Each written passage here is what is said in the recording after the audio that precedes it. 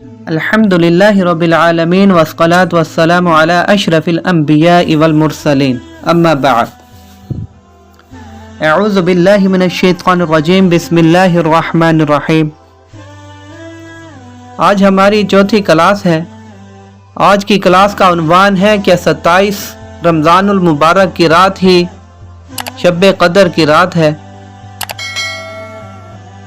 جیسے کہ ہم پچھلی کلاس میں پڑھ چکے ہیں، جان چکے ہیں کہ رمضان المبارک کی راتوں میں سے ایک رات شب قدر کہلاتی ہے، جو بہت ہی قدر و منزلت اور خیر و برکت کی حامل رات ہے۔ اسی رات کو اللہ تعالیٰ نے 1000 مہینوں سے افضل قرار دیا ہے۔ 1000 مہینے 83 برس 4 ماہ بنتے ہیں۔ 2 نکتے، جس شخص کی یہ ایک رات عبادت میں گزری، اس نے 83 برس 4 ماہ کا زمانہ عبادت میں گزار دیا۔ اور 83 برس کا زمانہ کم از کم ہے، کیونکہ خیر من الف شہر کہہ کر اس امر کی طرف اشارہ فرمایا گیا ہے کہ اللہ کریم جتنا زائد اجر عطا فرما دے گا۔ اب ہمارے ہاں یہ مشہور ہے کہ 27ویں رمضان المبارک کی رات ہی لیلۃ القدر کی رات ہے، اور اس لیے اس کو بہت ہی اہتمام کے ساتھ منایا جاتا ہے۔ تو لیلۃ القدر کوئی تہوار نہیں ہے جس کو منایا جائے، وہ ایک بہت بڑی فضیلت کی رات ہے جو 1000 مہینوں سے بہتر ہے۔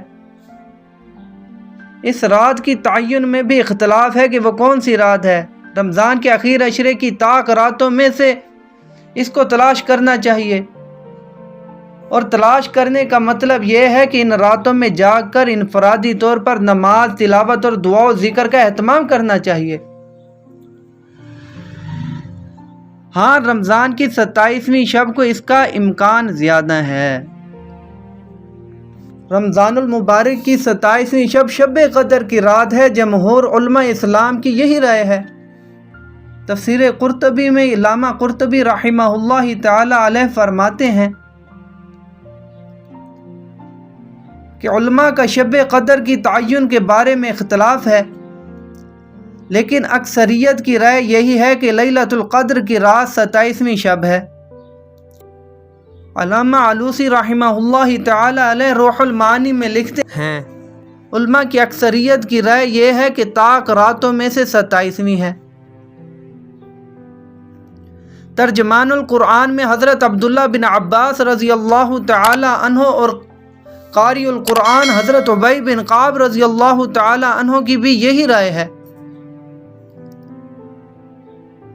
حضرت ابن جیش رضی اللہ تعالی عنہ کہتے ہیں کہ میں نے حضرت ابی بن کعب رضی اللہ تعالی عنہ سے کہا کہ حضرت عبداللہ بن مسعود رضی اللہ تعالی عنہ کا قول ہے کہ جو شخص پورا سال عبادت کرے گا وہ شب قدر کو پا لے گا۔ حضرت ابی بن کعب رضی اللہ تعالی عنہ نے یہ سن کر فرمایا کہ عبداللہ بن مسعود رضی اللہ تعالی عنہ جانتے ہیں کہ شب قدر رمضان کی آخری راتوں میں سے ہے، اور وہ 27ویں رات ہے، لیکن آپ نے اس کا ذکر اس لیے کر دیا تاکہ لوگ فقط انہی راتوں کو ہی نہ جاگیں بلکہ پورا سال عبادت کریں۔ اور اس کے بعد حلف اٹھا کر کہا کہ وہ رات 27ویں ہی ہے۔ میں نے پوچھا کہ آپ یہ کیسے کہہ رہے ہیں؟ انہوں نے فرمایا کہ رسالت مآب صلی اللہ علیہ وآلہ وسلم نے جو اس کی علامات بیان فرمائی ہیں وہ اسی رات میں پائی جاتی ہیں، تو اس لیے ہمیں طاق راتوں میں اللہ تبارک تعالیٰ کی زیادہ سے زیادہ عبادت کرنی چاہیے، تاکہ ہم اللہ تبارک تعالیٰ کی رضا حاصل کر سکیں، اور اس بابرکت رات جسے لیلۃ القدر یا شب قدر کہا جاتا ہے اس کی فضیلت کو پا سکیں۔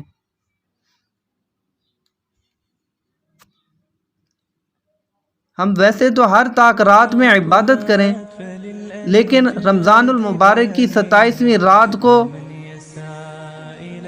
اس کا خصوصی اہتمام کریں، اور ہاں، اس کے لیے کسی میلے وغیرہ اس کا اہتمام نہ کیا جائے، بلکہ انفرادی عبادت کی جائے، اللہ تبارک تعالیٰ کے سامنے رویا جائے، اللہ تبارک تعالیٰ سے دعا کی جائے اور قرآن پاک کی تلاوت کی جائے اور نوافل کا اہتمام کیا جائے۔ اللہ تبارک تعالیٰ سے دعا ہے کہ اللہ تبارک تعالیٰ ہمیں سنت کے مطابق